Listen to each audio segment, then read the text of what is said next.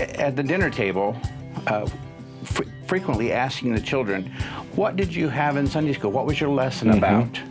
Because they knew they were going to be quizzed. They also paid a little more attention, I hope. And I've had some really good conversations with my grandkids, as I did with my kids, and it seems like it comes out on Sunday when you're not all that busy. Spiritual practices that transform our lives. That's the conversation we're continuing this week as part of our teaching series, Transformers.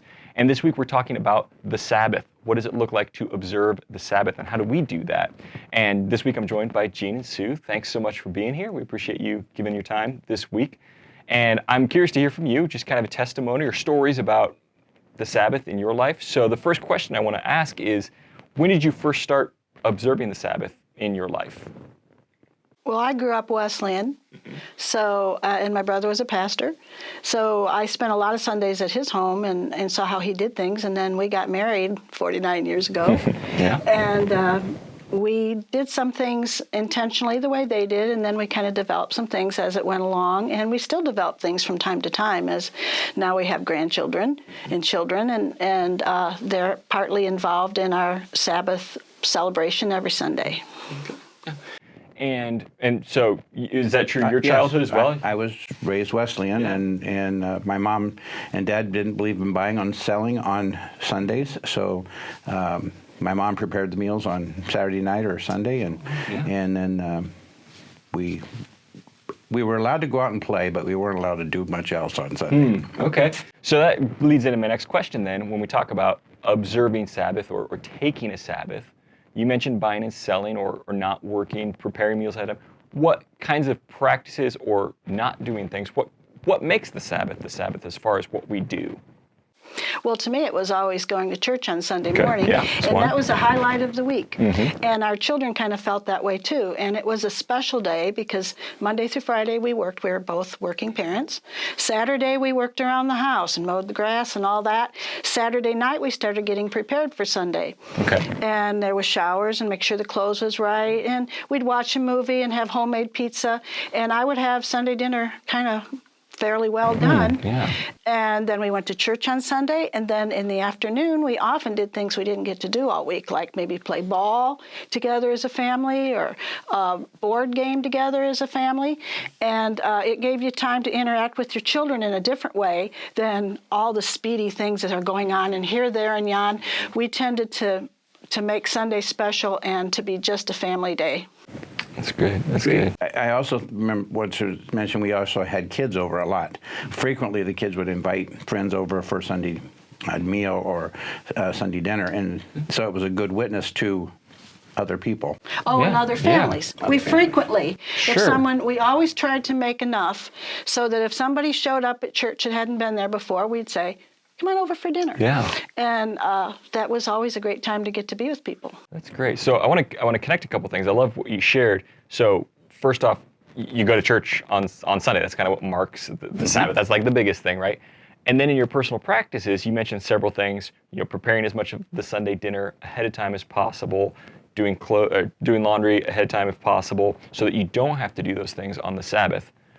But what I want to, I think, connect for people is those things you did early then allowed you to do what you mentioned, playing ball with the kids, playing board games.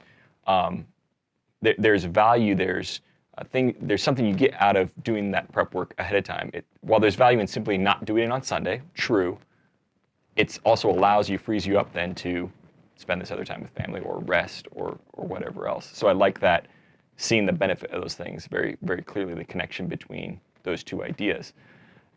How has, then over time, how would you say your perception changes of the Sabbath maybe when you were kids and your parents were just instilling that in you? Because I grew up as a pastor's kid, Wesleyan, old school, I remember those things being instilled in me and kind of just, that's the way it is.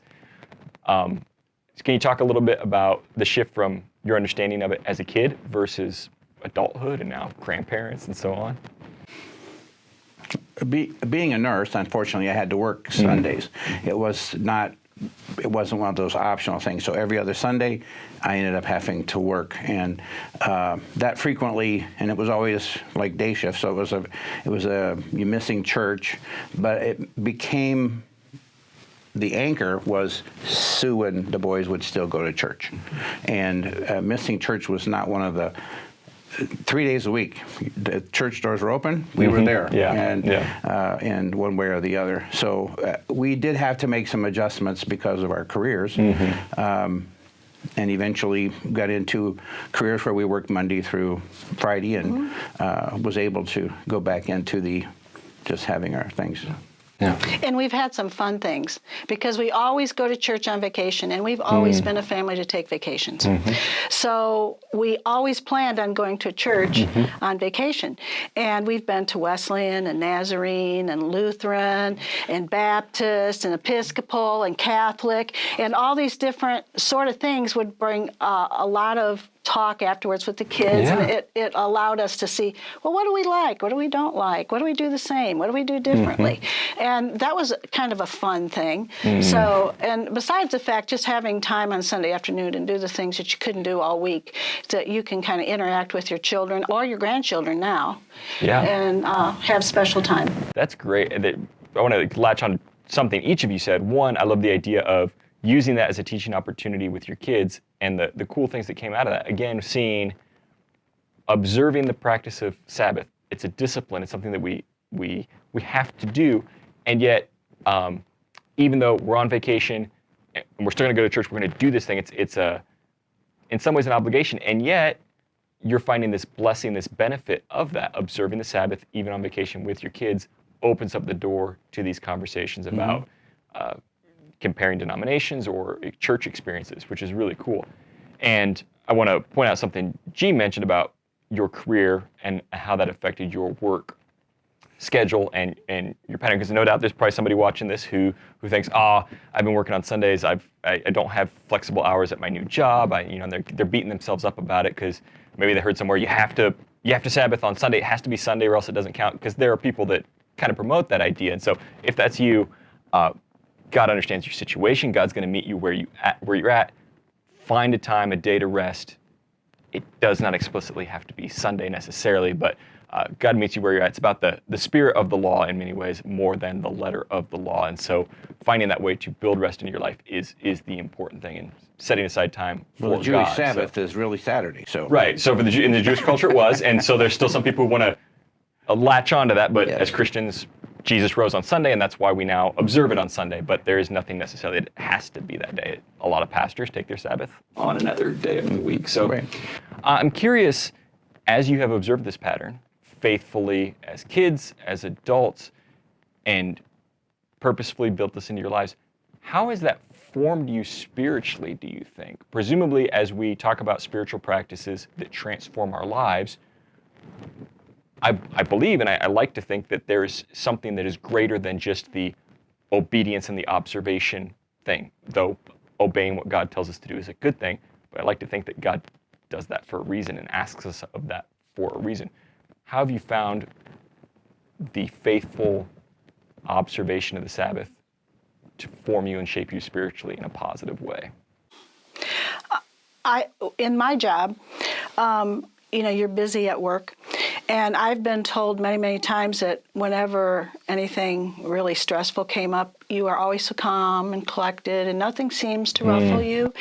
And one thing I always felt was that I had some time to rest and recoup. And spend time with the Lord, and not just on Sabbath, but before I went to work.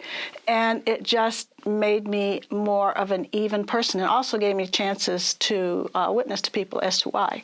Say, there's something different about you, because you never seem to get bent out of shape. Nursing can make people get pretty bent out of shape. Yeah. I'm going to, for the viewers at home, if you've been watching this series, I just want to point out again, the person who was talking last week when Elena was speaking about reading the Word of God and how her coworkers observed her and asked her questions, almost the exact same thing that Sue just shared. People notice and they say, there's something different about you. What's this about? What's your secret, And following God's laws and obeying His commands, there's something to that. Anything you want to add to that, Gene? At the dinner table, frequently asking the children, what did you have in Sunday school? What was your lesson about? Because they knew they were going to be quizzed. They also paid a little more attention, I hope. But asking them, what was the point? What was the teacher trying to express, or what do you think God is trying to tell us? And the other thing about work is when I do work on Sundays, frequently I'll be I work in the emergency department. I admit patients to the hospital. So in that practice, I get to talk to people. They've been to church, and on Sundays I get a chance to many times pray with all the people that come in. During the week I do that too, but Sundays is a special day because the people coming in, if they've been to church, they appreciate the effort of knowing that you pray with them. Yeah, that's good. That's good. So a follow-up question. It's similar to what you both shared, I think, but if there's anything else you want to add to it, have you seen the practice of Sabbath affect other areas of your life? You shared a little bit about work, but again, I'm kind of assuming or understanding that God gives us these disciplines, and that the practice of observing rest on the Sabbath probably is going to teach us about rest. We might see new things in other areas of our lives. It might help us to focus better here or understand rest in other areas of our lives better. Any thoughts on that? Have you experienced that in your lives? I have. I am I'm a worker, and I'm working a lot, not just at work, but at home. I do things. Yeah. Working on the Sabbath has always been a distractor for me. If I do anything around the house, unfortunately, one Sunday our well to stop working, so I ended up having to figure out what was going on, do some work, and actually got the water back working. And I think that's what God says if your ox is in the ditch, or man was made for the Sabbath, or the Sabbath was made for man. Yeah. So Yeah. that was For the the way. Sabbath. Yeah. So that is, I think it's really important for us to know that I feel free, that God has given us the option, the opportunity to worship Him on the Sabbath, as well as the rest is really hard for me to sometimes. Sue can't sleep during the day. I can. I can get my Wesleyan hour in pretty easily on Sunday afternoon. Yeah. But it's everybody's kind of different along those lines. And one thing that I'm kind of a goal-oriented person, so I'm thinking of what I have to do next. One thing about the Sabbath, and I see it now too, is that I have the time to not be doing anything, and I can be very intentional with my grandchildren. They'll say something, and instead of it like you're just letting it pass, you talk with them. And I've had some really good conversations with my grandkids, as I did with my kids, and it seems like it comes out on Sunday when you're not all that busy. And you can go, let me sit down and just talk. Let's talk about that for a little bit in the kitchen. Let's just sit down in the kitchen and talk about this a little bit. And they know that I'll do that. So it seems like a very good time. And I think it's real important for grandparents to help the parents with issues that the kids have. Yeah, that's really good. And I like the idea of being purposeful about rest, being purposeful about work, both because as you said, both are good. We're made for work, we're made for rest as well. And we can do both of these things in balance. And learning to be intentional about them, learning to balance them well, gives you those opportunities to be able to use your time well, focus on grandkids or other areas that need focus. I saw our teens recognizing this during quarantine when everything was shut down and they couldn't do all the activities that they used to do. They were disappointed, but I was surprised how many of them recognized and said, wow, I was too busy before. I had way too much stuff going on in my life. And it took that setting aside that time and not being able to do it anymore to kind of open their eyes and help them realize that. And I think I see similarities between that. And once you start taking Sabbath seriously and doing it purposefully, you might recognize that in your life as well. So you've been doing this long enough that I presume you've experienced challenges in holding the Sabbath as well.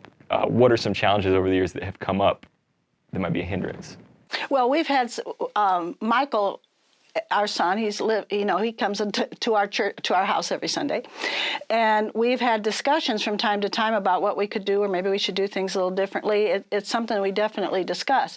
And one thing, since we were discussing this, is that the computers and the handheld phones. We had a big discussion on that, and for about a year, we did really well, and there was none None. On Sundays? No. All Sunday no. afternoon. All right. You Put your couldn't. phones It was away. Put your until phones away. 5 o'clock because maybe somebody was going to call from the youth group.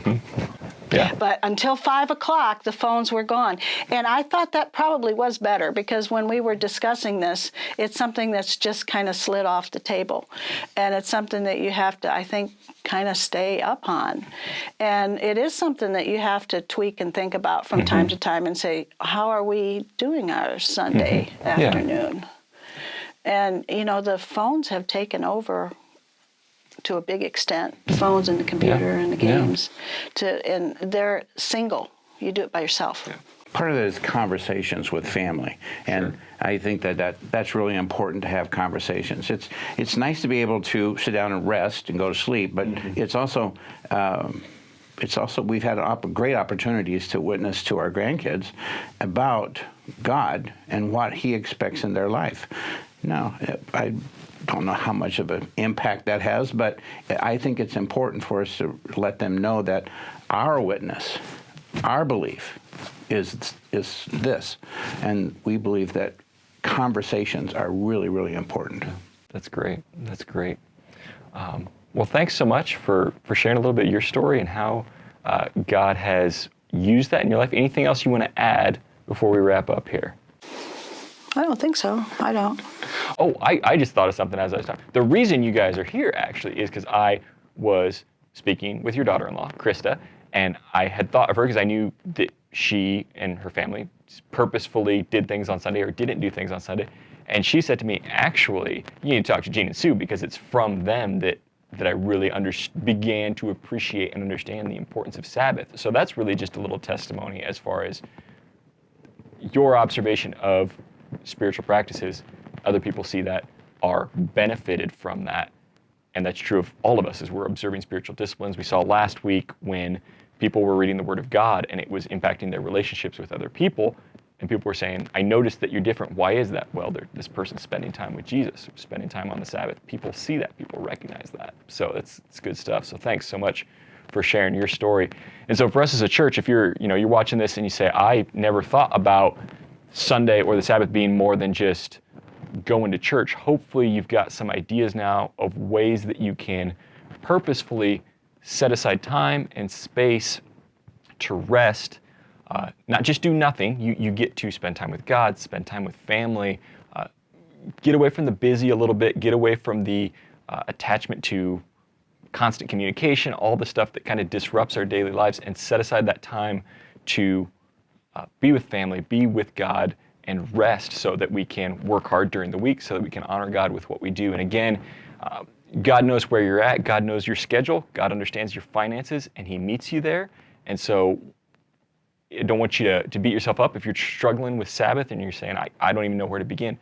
Start somewhere and work towards that goal, trusting that as we observe these spiritual practices, that God built them into our lives for our benefit, for our own health, and that He's going to, as we are faithful to that, He's going to be faithful to us. And we do that by faith. And we saw that this week with Sabbath, last week with the Bible reading, the week before that with prayer. We've really seen how God has been faithful. And so we're going to continue to do that as a church body. So thanks so much for joining us today. Have a great week.